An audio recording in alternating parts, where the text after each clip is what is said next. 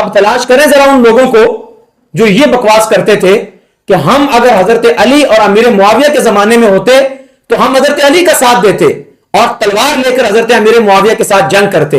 ان بدبختوں کو بتاؤ کہ وہ دونوں صحابی تھے, وہ دونوں پیغمبر کے تربیت یافتہ تھے, وہ دونوں قرآنی شخصیات ہیں اور وہ دونوں جنتی ہیں, دونوں بھائی ہیں, دونوں مومن ہیں.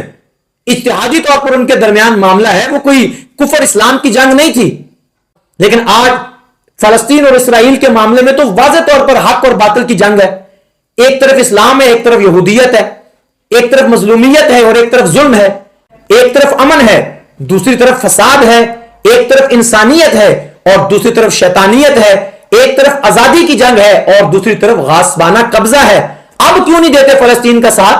اب کیوں بلوں میں گھسے ہوئے ہو؟ نکلو نا ذرا باہر, نکلو اپنی اکیڈمی سے, نکلو ذرا اپنے بلوں سے,